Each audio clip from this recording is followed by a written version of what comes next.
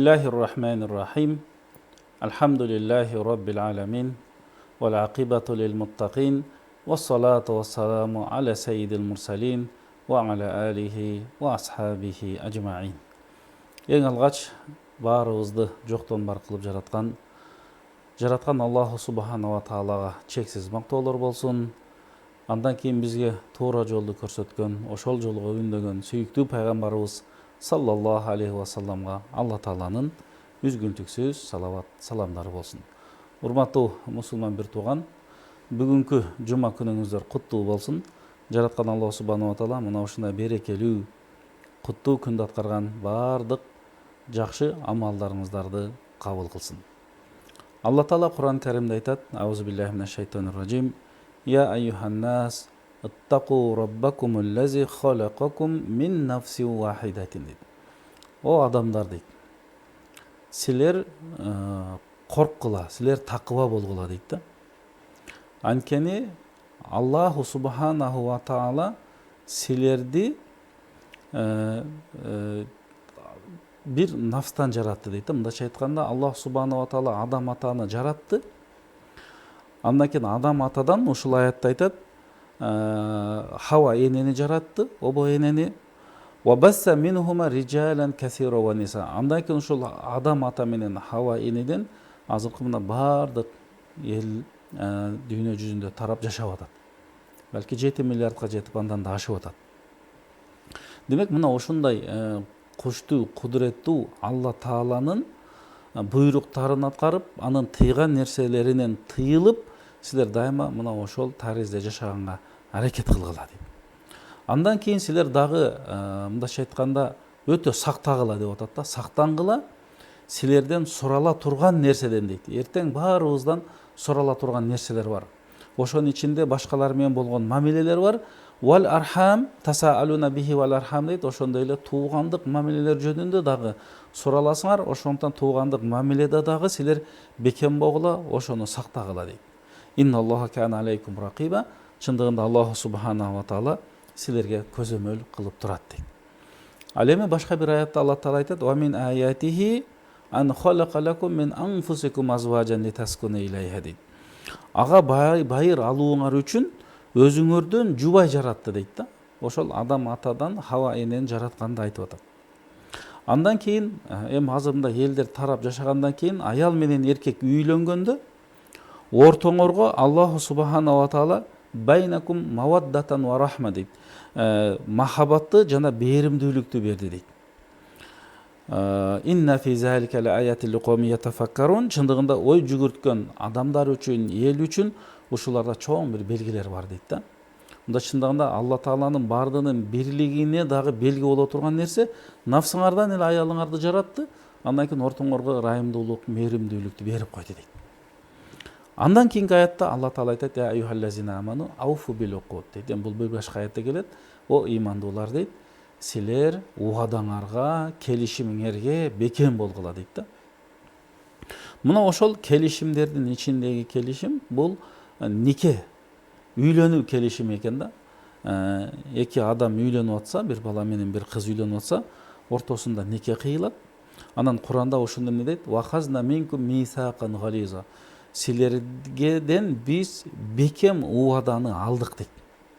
Ошол бекем убаданы Куранды чечмелеген алымдар бул нике деп айтат да.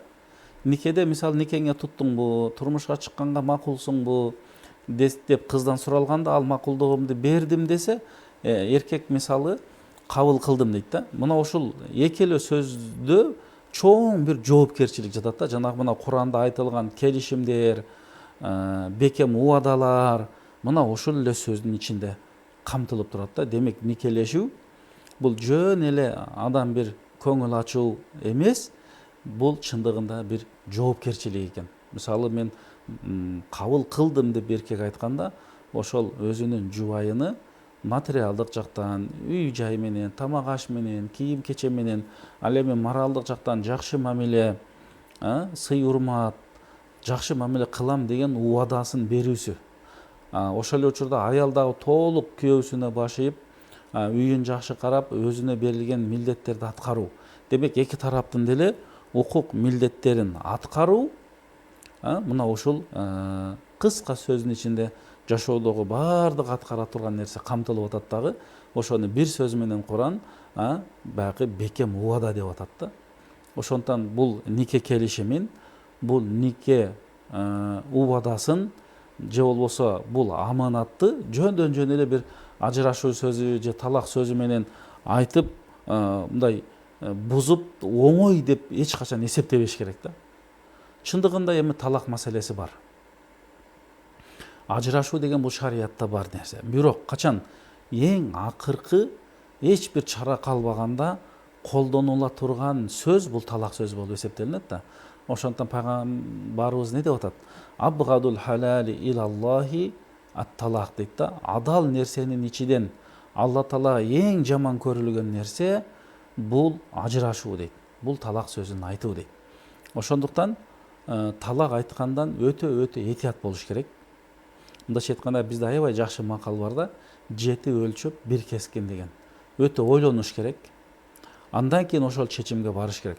Бизде Куранда өтө ушул нерсени жана пайгамбарыбыз сөзүндө өзүнүн тартиптери жазылган да.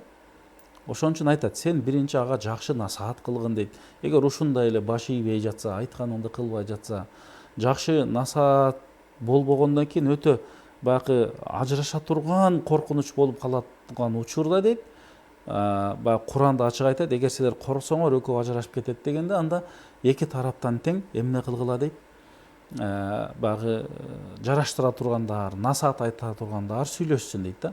Жанакы насаат болбосо, төшөктөн бөлүү болбосо, анан бир кой деп катуураак айткан болбосо, анан ушул эки тараптан ушундайлар баягы колдон келишинче жардам берип, жараштырганга аракет кылсын дейт.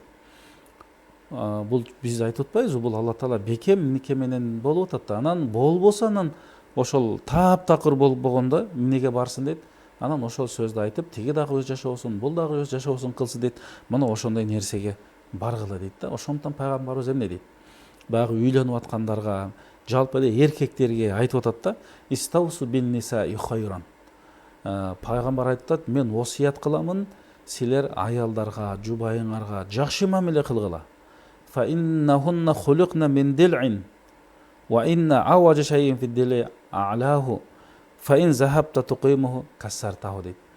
Баягы анткени аялдар кабыргадан жаралган дейт. Кабырганын жогорку жагы бир аз ийри болот дейт. Ошол кабырганы сен түздөйм десең, аны сындырып аласың дейт. Аялдар ошондой.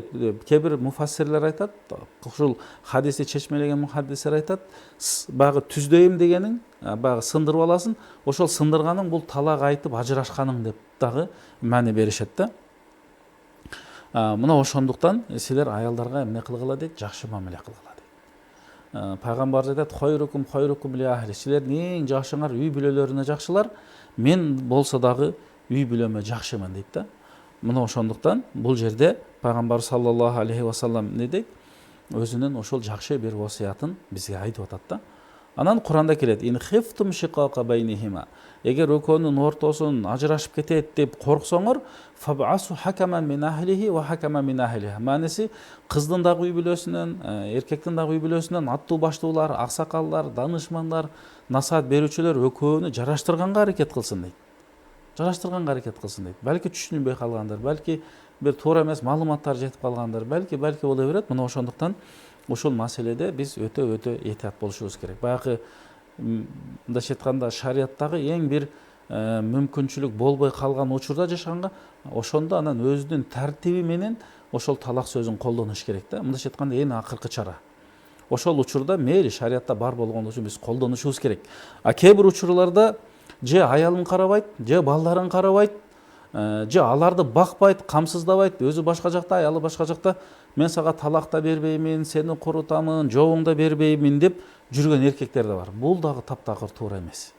Бул чоң күнөө болуп эсептелинет да. Ошондуктан биз талак айткандан эмне кылышыбыз керек? Сактанышыбыз керек да. Анан пайгамбарыбыз эмне дейт?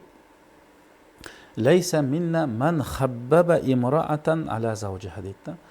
Мааниси кандай? Бизден эмес дейт. Бул мусулман өммөтүнүн ишин кылган жок дейт, жакшы иш кылган жок дейт. Ким аялыны эрине тукурса, же эрин аялына тукурган болсо дейт. Мисалы жамандап же башка, Анан ошентип ажыраштырганга себеп боло турган болсо, бул эң жаман нерсе. Ал адам бизден эмес деп атат да пайгамбарыбыз. Мындайча айтканда мусулмандын ишин аткарган жок. А мусулман кандай? Мусулман ал тили менен, ал колу менен башка бирөөгө зыян бербеген да. Балки ушул мисалдардын ичине мисалы бирөө досу менен бирөө менен аялы жөнүндө ушундай деп кеңешсе, эмне кыласың, аны кое бер, талагын берип кой, башканы ала бер деген дагы бул балки шайтандын сөзү болуп калат да. Эч нерсени билбей туруп ошол нерсеге барган. Мына ошондуктан биз колдон келишинче эмне үй бүлөнү сактап калганга аракет кылалы. Анан азыркы учурда чындыгында аябай ажырашуулар көбөйүп кетип атат. Балки Кыргызстан мамлекетинде 40 миңдин айланасында үйлөнгөн болсо, расмий бул статистика, ошонун 10 миңдейи ажырашып атат да.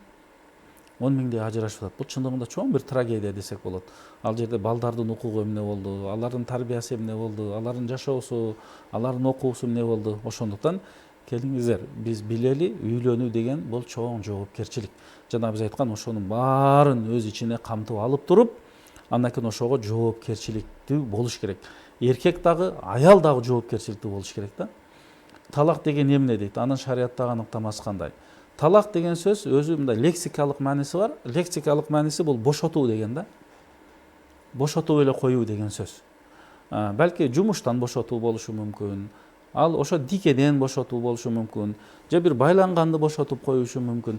А бирок шарияттагы терминдик иштетилген мааниси биз баягы жашоодо колдонгон бул ошол эркек аялы менен болгон никени бузуу деп эсептелинет. Ошол никени жандыруу деп эсептелинет. Болду, эми сен менен жашабаймын. Бошсуң десе деле ниет менен айтса талак түшүп калат дегендей, талак бердим деп айтса деле талак түшүп калат, анан нике үзүлөт деген сөз да. Нике талактын дагы бул жерде түрлөрү бар. Кайрадан нике кыйып жашай турган, нике кыйбай туруп кайра никесине кайтара турган, толук нике үзүлүп жашоо токтой турган дагы талактар бар. Ошондуктан ушундай нерсе болуп калса, эми болбосун, бизге муфтиятка кайрылсаңыздар, ошону так аныктап анан жообун беребиз. Келинчегиме 3 талак берип алдым эле, ачуулук менен. Талак алып же берип койсо кайра кайтарып алса болобу? Талак айтуунун өзүнүн шарты бар, эрежеси бар, анан тартиби бар. Бул жерде азыр бизге бүдөмүк болуп турат да, 3 талакты кандай айтты, кантип айтты, эмне деп айтты, кайсы формада айтты. Ошолорду биз билгенден кийин, чогуу отуруп сүйлөшкөндөн кийин, андан кийин биз жооп айта алабыз. Мисалы кээ бир учурда 3 талак берсе де түшпөй турган учурлар да болуп калат. Түшө турган учур болуп калат. Ошону аял менен эркекти алдыбызга отургузуп алып, чоо жайын кандай болгонун сурагандан кийин гана, эми бизде бир топ суроолор бар да. Ошолордон ачыкталгандан кийин анан бул жерде талак түшүптүр же түшпөй калыптыр же мындай болуптур деп биз жообун айтабыз. Ошон үчүн бизге кайрылсаңыз, Кудай буйрса, жообун беребиз. Телефондон 3 жолу талак сөзүн жазып, жолдошум мени бошотту, ошол өтөбү же голос болуш керекпи? Эгер жазгандын дагы өзүнүн шарттары бар да, жазгандын дагы өзүнүн шарттары болот. Ошол шарттар толук эмес болсо, анда ниетке байланыштуу болот. Биз ошол нерсени сурашыбыз керек. Эми ошол сөздө күйөөңүздүн ажырашуу ниетте болгон болсо, анда талак түшүп калат. Бирок канча талак түштү, аны ошол күйөөңүз менен сураганда билинет. Бирди ниет кылдыбы, экини ниет кылдыбы, үчтү ниет кылдыбы. Ошондуктан биз мындайча айтканда азыр бул берүүдөн негизги максатыбыз талак бергенге шашпаш керек. Талак сөзүнөн өтө этият болуш керек. Муну ошого чакырат элекпиз. Балки кечиримдүүлүк, ырайымдуулук, токтоолук менен ал сөздү козгобостон эле маселени чечип кетсек болот да. А бул сөздөр айтылгандан кийин эгер түшүп калса, анда эч бир чара жок болуп калат. Үй бүлөнү сакташ мүмкүн болбой калат. Ошондуктан бул сөздү такыр колдонбосок, өтө жакшы болот эле. Бирок колдоно турган учуру өз учуру болгондо анан колдонуш керек да. Аял күйөөсүнө эмнени каалап жатасыз дегенде, күйөөсү талак деген десе, талак түшөбү? Эми талак түшүп кала турган учуру дагы бар, түшпөй кала турган учуру дагы бар да. Ушул маселеде. Ошондуктан аны биз такташыбыз керек. Буга чейин эмне деген сөз кетти, эмне деген сөздө талкуу жүрүп атат, же уруш жүрүп атат. Ошонун жүрүшү дагы бул нерсени алыңктай турган нерсе. Эми бул сөз менен эркектин ниетинде ажырашуу болсо, анда талак түшүп калат да. Ошону эркектен такташыбыз керек болот. Күйөөм экинчи аял алып мени кет деп атат, менин эч кимим жок. Апам өтүп кеткен, жаман кыйналдым, эмне кылсам болот, бир балам бар. Күйөөңүздүн ушундай кылганы туура эмес бул. Ошондуктан биз айтып атабыз, нике бул жоопкерчилик. Бул Кудай Таалага берген убада. Бул эки жубайдын ортосундагы бекем келишим, Алла Таала бекем келишим дейт. Ошондуктан күйөөңүздүн эч себепсиз эле ушундай кылганы бул туура эмес. Ошондуктан биз айтат элек, сиз аялыңыз менен жашаганга аракет кылыңыз. Жөн эле талак берген себепсиз бул бейишке киргизбейт адамды. Анан бала бар экен, аны камкор кылыш керек, аны багыш керек, аны караш керек, тарбия бериш керек. Ошондуктан бул жерде жарашып жашаганга аракет кылыңыздар. Балки мүмкүнчүлүк болсо бизге муфтиятка келсеңиздер, отуруп балки жакшы бир кеңештерди берербиз. Эмне үчүн шариатта талакка жеңил мамилеге тыюу салынат? Туура, тыюу салынгандыгы биз азыр айтып өттүк. Нике бул жоопкерчилик да. Нике бул келишим.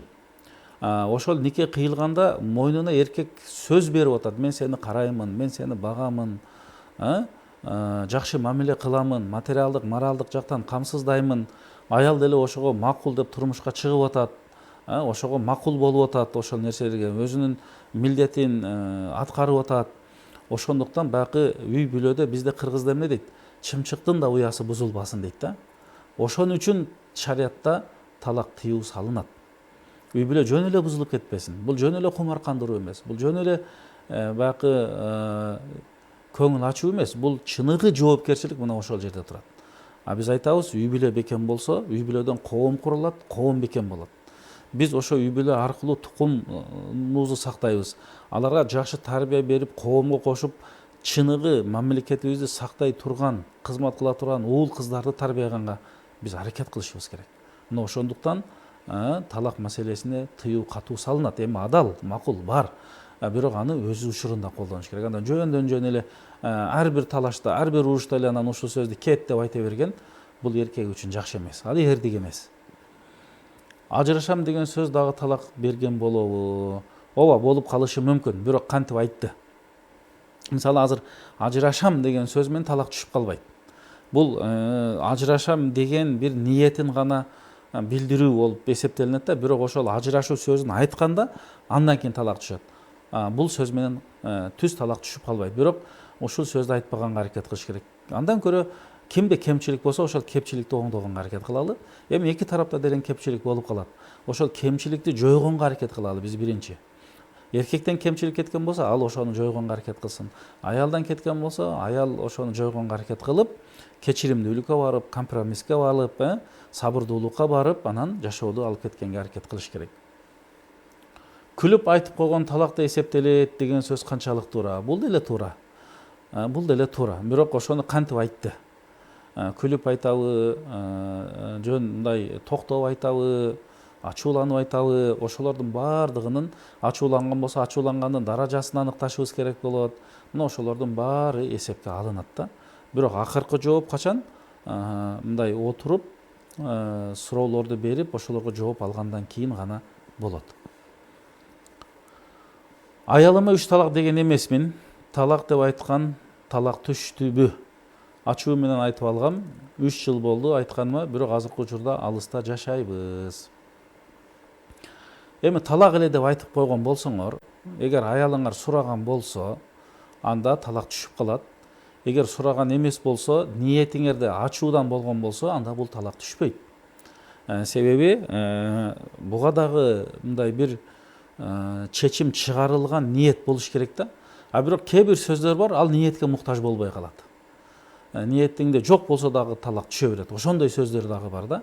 Ошондон ушул жерде биз кайра экөөңөр жарашып, эгер балдар болсо, кайра үй бүлөнүн очогун жагып, коломтону бекемдеп жашаганга аракет кылгыла деген кеңеш берет элек.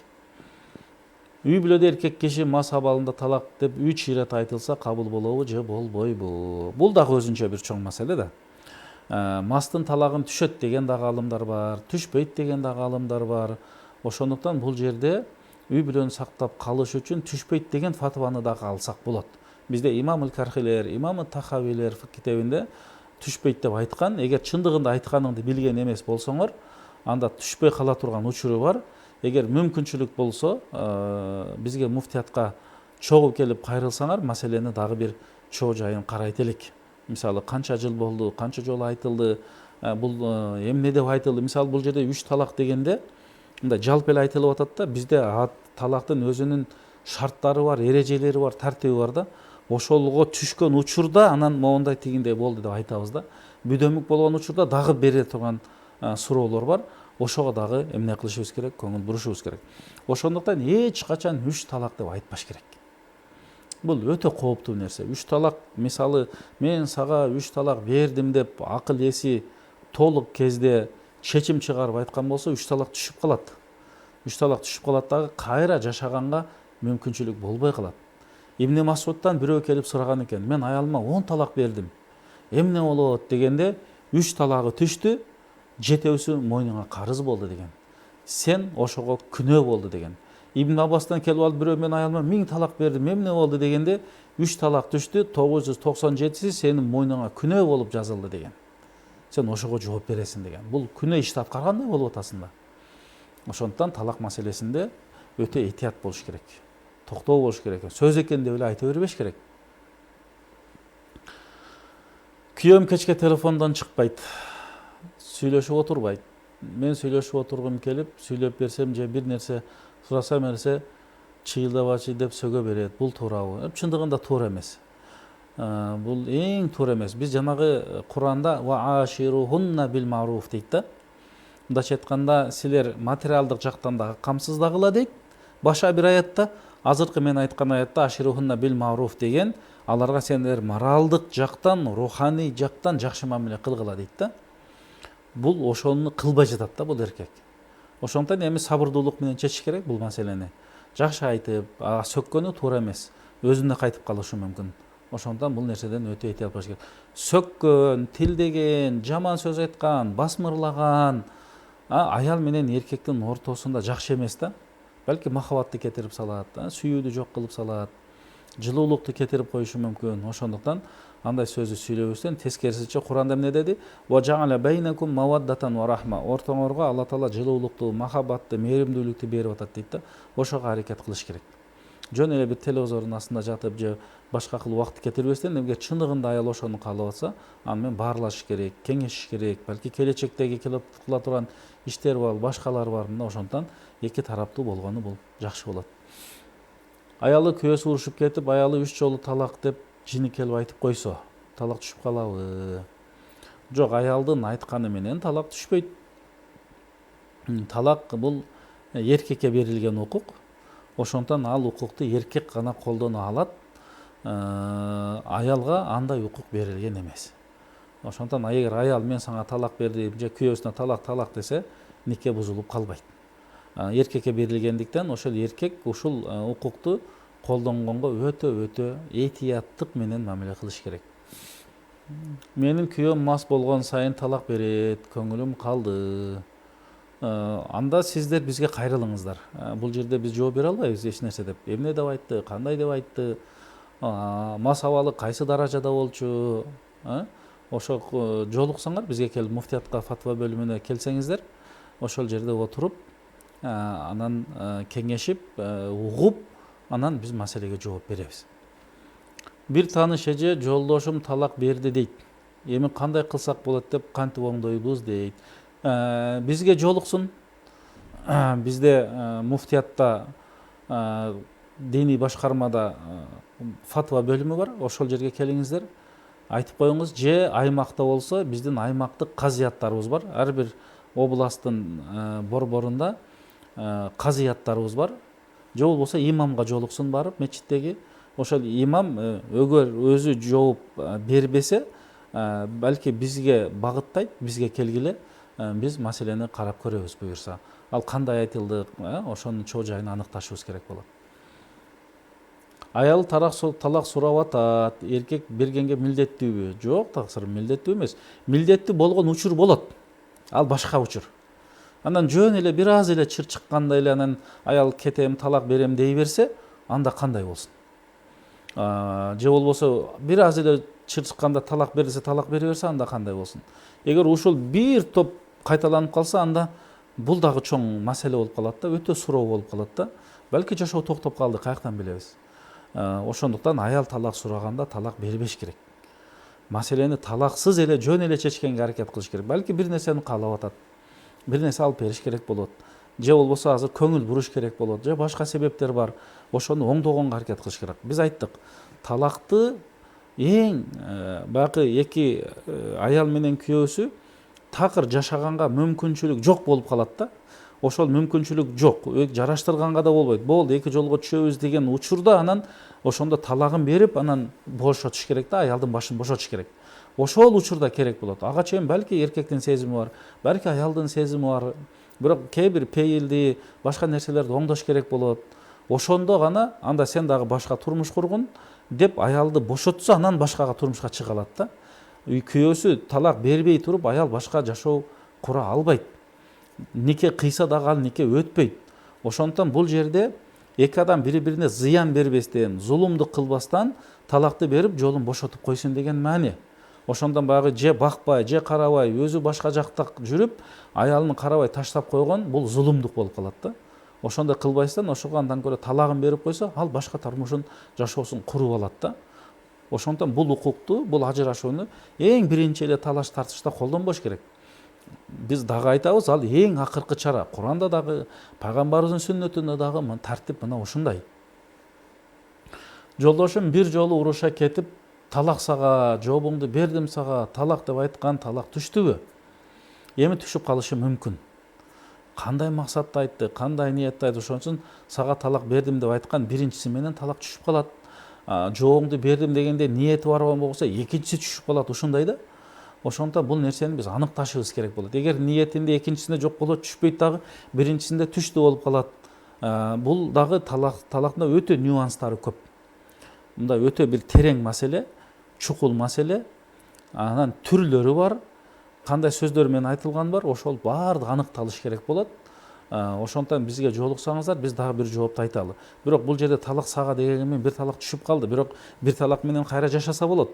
Эки талак менен кайра жашаса болот. Бирок үчүнчү талактан кийин жашаганга болбой калат да. Себеби эркекке 3 мүмкүнчүлүк берилип атат да. Ошол эркекке дагы, аялга дагы 3 мүмкүнчүлүк берилип атат. Ошону туура колдонгонго биз аракет кылышыбыз керек. Ажырашпай, никеси бар туруп, эрге тийсе эмне болот дейт. Бул нике жүрбөй калат. Себеби нике, аял бир эркекке турмушка чыкса, нике кыйылды да. Аял адам ошол эркек менен никеси байланып калды. Демек, алдынан ажырабай туруп, башка бирөөгө нике кыя албайт.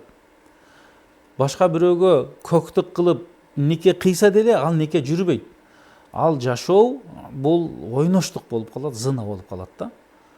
Ошондуктан ал өзүнүн күйөөсү менен жашаш керек. Эгер такыр жанагындай шарияттагыдай жашаганга мүмкүнчүлүк жок болсо, ажырашып туруп, ажырашкандан кийин дагы артынан эле турмушка чыкканга болбойт. Ажырашкандан кийин ошол талак сөз айтылган күндөн баштап идда деп коебуз, бул күтүү мөөнөтү болот. Аял 3 этек күрү бүткөндөн кийин, 3-үчүсү бүткөндөн кийин гана башка бирөөгө турмушка чыга алат. Ага чейин чыкса, ал никеси да жарабай калат. Ошондуктан бул жерде дагы өтө көңүл бура турган маселелер бар. Ажырашпайм десем, күйөөм талак берип салды. Мен кабыл албайм деп айттым. Кайненем өзүнчө жашап көргүлө деп жатып ажыраштырды. Мен 1 айлык боюмда бар калдым. Эми бул жерде кайнененин ажыраштырганы туура эмес болуп калат. Бирок сен кабыл алдым делбесең деле, күйөөң талак сөзүн айткан болсо, мисалы мен сен талагыңды бердим деп айткан болсо, силер кабыл албасаңар деле бул жерде 1 талак түштү да. Бирок макул, эми эки жашап көргөндө көргүлө, балки бир аз убакыт өтүп, бир мөөнөт берилгенден кийин, балки дагы жарашканга мүмкүнчүлүк болот. Бирок 1 талак менен жашоо бүтүп калбайт. Ошол идда мөөнөтү башталды, силер эсептеп койгула, ошол айткан күндөн баштап идда мөөнөтү башталды. Үчүнчү этекке келгенге чейин кайра табышып жашап кетсеңер кайра нике кыюунун кажети жок. Эгер үчүнчү этеккер бүтүп кеткен болсо, мисалы жөнөкөй учурда, анда кайрадан нике кыйыш керек. Ал эми бул учурда, азыркы суроо берилген учурда боюнда бар болсо, демек боюндагы төрөгөндөн кийин, андан кийин идда бүттү деп эсептелинет. Мен ошол төрөгөнгө чейин эми 1 айлык болсо дагы 8 ай, бул эч кимге турмушка чыга албайт. Төрөгөнгө чейин чыга албайт. Иддасы төрөгөндө гана болот. Боюнда барлар ушундай болот. Төрөгөндөн кийин гана идда бүтөт. Балки төрөгөнгө чейин кайра жашап кетсеңер, жашап кете бересиңер, нике кыюудун кажети жок. Бирок төрөгөндөн кийин кайра жашайбыз десеңер, анда никени жаңыдан кыйып туруп, андан кийин жашаш керек болот. 20 жыл мурун ажырашып кеткем, талак берген эмесмин дейт. Ошол туура эмес да. Эми ал деле жашоосун кылыш керек да. Эгер силер талак бербесеңер, талак сөзүн айтпасаңар, демек ал 20 жыл башка бирөөгө турмуш курду да эми 20 жыл аны менен никеси жарабай калды да. Силер да бул жерде күнөөкөр болуп атасыңар да. Балки эми ал убакта түшүнгөн эмессиңер, билген эмессиңер. Ошондуктан азыр эми мен ошол аялымдын атын атып, мен ошол аялыма талак бердим деп койгула. Талак бердим деп койгула, талак түшсүн. Анын кайсыл жерде экенин билген болсок, ошол аялга айтып коюш керек, никеси менен, күйөөсү менен бир никени жаңылатып алыш керек болот. Анан маселе ошону менен өз ордуна түшөт. Биз аялым экөөбүз үйлөнгөндө нике кыйылбай калган. Молдо нике кыйган эмес. Никесиз жубайларга талак түшөбү? Түшпөйт. Эмне үчүн нике кыйган эмес молдо? Бул дагы өзүнчө бир чоң маселе эми ошол макта кандай болгон. Эгер силердин ортоңорго бирөө келип нике кыйган эмес болсо, ал молдобу, башкабы жанагындай, бул жерде ким молдо болуш керек? Экөөңөр болушуңар керек. Экөөңөрдөн башка 2 эркек жана же 1 эркек 2 аял болуш керек. Же 1 эркек болсо болот, молдо экөө делен күбөлүккө өтө берет. Ошондой болгон эмес болсо, эч ким никеңерди сураган эмес болсо, жөнүңөр экөөңөр сүйүшүп элеп, ушинтип таанышып жашай берген болсоңор, кийин талак айтып алсаңар, анда талак түшпөйт. Себеби никеңер жок.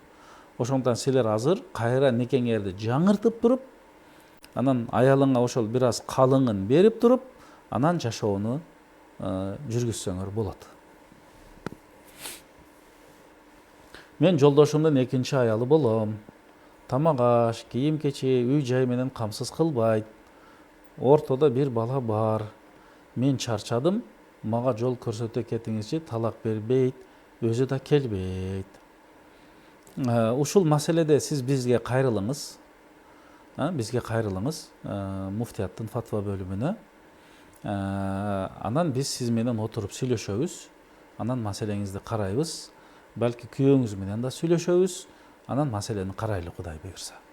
Себеби мындай кылган бул туура эмес. Шариятта мындай нерсе жок да. Үйлөнүп алып таштап койгон. Мына же карабаса, же бакпаса, же кабар албаса, эмне үчүн аялдык никесин алып жүрөт? Бул туура эмес, бул туура эмес. Бизге кайрылыңыз, маселени чечебиз буйрса. Мен жолдошум менен урушуп кеткенбиз. Анан жолдошум ачууга алдырып, мага 3 талак берип койгон. Бирок биз чогуу эле жашайбыз. 2 балабыз бар. Бул жагы кандай болот? Эми бул жерде көп сурай турган маселелер бар да. Мана бул берүүдөн бир сөз менен жооп бере албайбыз. Ошол күйөөңүздөн, экөөңөрдөн сурала турган көп маселе бар. Балки бул өтө маанилүү да. Эгер Бишкекте болсоңор, жакын болсо келиңиздер. Болбосо муфтият бизге байланышыңыздар. Балки телефонуңуздарды калтырып койсоңуздар деле болот. Же биздин номерди алып байланышыңыздар, анан чогуу отурганда маселе чечилет. Ошондой кылыңыздар. Аялым менен жашап туруп 2-чи аял алам дейт. Бирок аялы каршы. Бир уулу бар. Күйөөсү аялынын ыраазылыгы болбосо да үйлөнсө болобу? Талагын бербей жүрөт. Бул жерде эми негизи мындай да, шариятта 2-чи аял алыш үчүн 1-чи аялдан сурабайт. Бул өзүнчө маселе, бул принципиальный маселе. Бирок сурабайт десе аны эркектер алса боло берет экен дей бербегиле. Андай эмес, андай түшүнүк эмес да. Бирок экинчи аялдын жашоосу, экинчи аял менен жашоосу биринчи аялынын ажырашканына курулбаш керек да. Бул шариятта туура эмес болуп калат да. Ошондуктан биринчи аял менен жашаганды үйрөнүп алалычы, экинчи аялды мындай коюпчу. Биринчи аял менен жашайлы, аларды багалы, камсыздайлы, балдар болсо аларга жакшы тарбия берели. Анан бир үй бүлөнү бага албай жатып, үстүнөн чыга албай жатып, экинчи, үчүнчү алам деген бул өзү шариятта туура эмес да. Өзү экинчи аял алуунун 5-6 шарты бар. Ошол болсо анан үйрөнүш керек, анан жок эле үйрөнө береби. Ошондуктан бул нерседе биз мындай баягы бекеринен шариятта жоопкерчилик деп айткан эмес да. Бул бир сөз болгону менен ичинде эмне деген маанилер, эмне деген сөздөр жатат да. Мына ошондуктан мындай кылганы азыр суроодогудай бул туура эмес. Эгер жолдошу талагын бербей жатса, кантип ажырашса болот? 1 жыл болду ажырашып кетишкенине.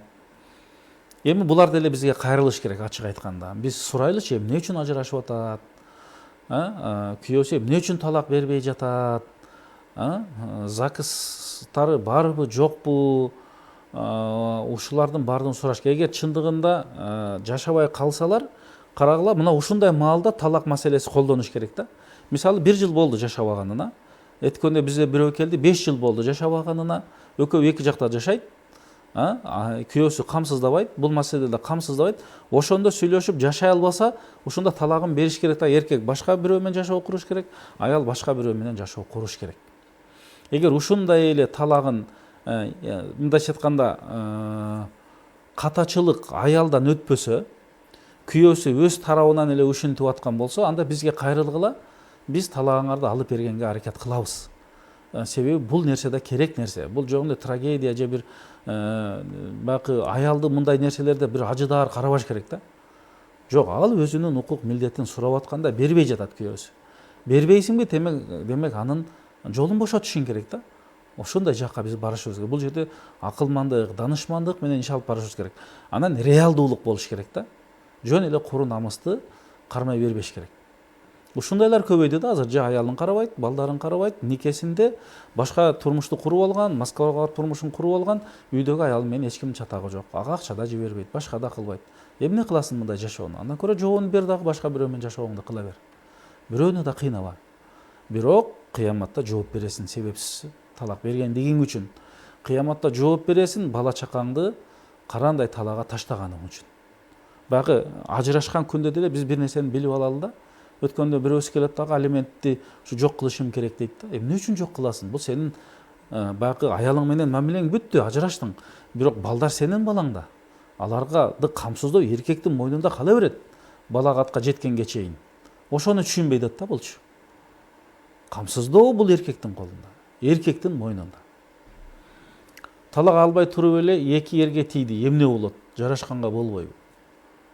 Талак албай туруп башка эрге тийген бул зына болот, бул ойноштук болот, бул күнөө болот, бул арам болот. Эгер билип туруп кылган болсо, арамдын арамы болот. Өтө намаз окуп аркасынан тооба кылыш керек. Болбосо күнөө кечирилбейт. Мындай кылган туура эмес. Менин кайын эжем талагыңды бер деп сурай бергенинен эжесине бердим деп койгом. Түшөбү талак. Аялымды алып кетип калышты эле дейт. Эгер ошол аялыма мен талагымды бердим, мисалы ал сурап атса, эми кайын эжең болсо, сиңдисине сурап атат да, сиңдиси сенин аялың болот. Менин сиңдиме талагыңды бер десе, мен ошол сиңдиңизге талакты бердим десең, анда бир талак түшүп калат. Бирок кайра алып келип жашасаң болот. Жашаса болот. Биз ЗАГС менен ажыраштык, бирок талак бере элек. 3 жылдан бери бөлөк жашайбыз, талак сурасам болобу?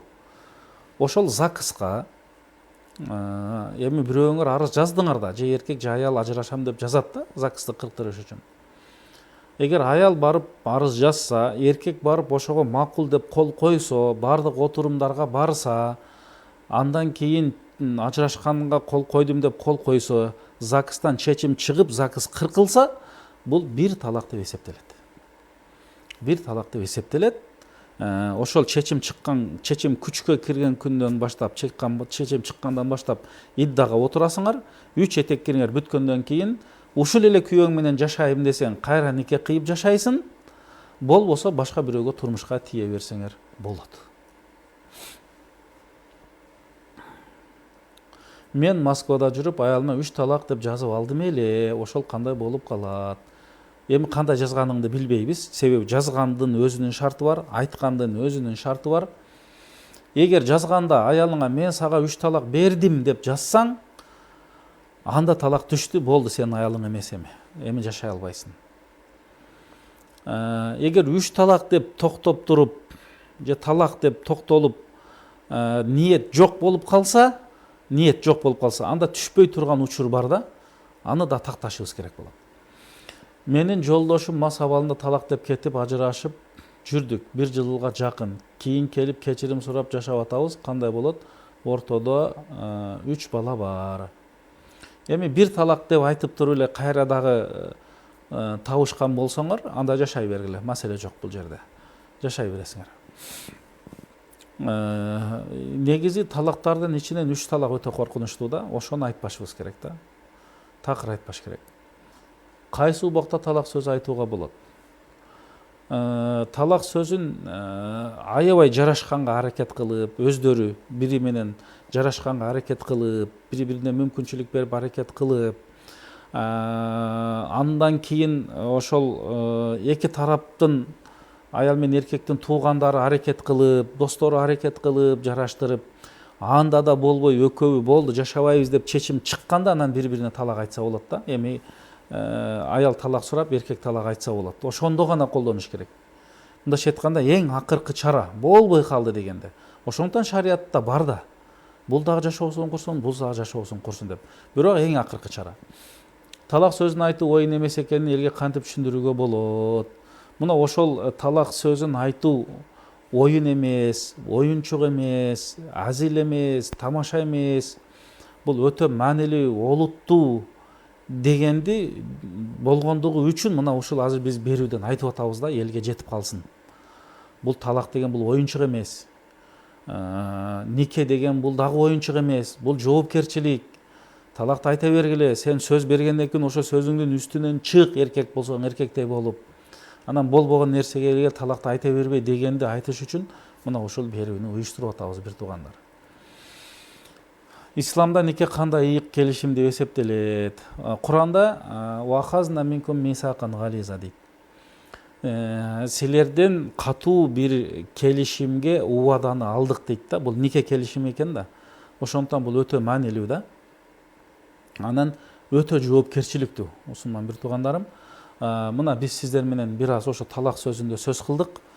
Атайын ушул теманы койдук. Кыргызстан боюнча бүгүн жумада ушул тема айтылды. Айтылгандын себеби бул талак маселесинен этият болгула. Талак сөзүн айтпагыла. Талакка чейин талак сөзү менен эмес, жөн эле кечиримдүүлүк менен, сабырдуулук менен, түшүнүү менен, токтоо менен маселени чечкенге аракет кылалы деген мааниде айтып атабыз. Себеби чымчыктын дагы үйү бузулбасын. Үй бүлө институту бегемделсин, үй бүлө сакталып калсын.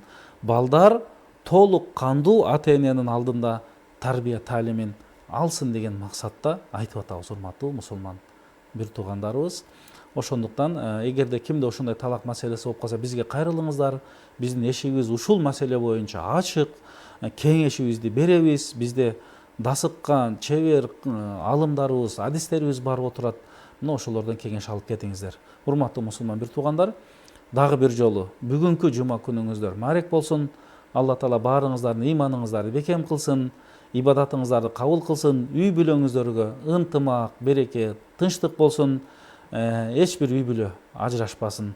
Ассаламу алейкум ва рахматуллахи ва баракатух.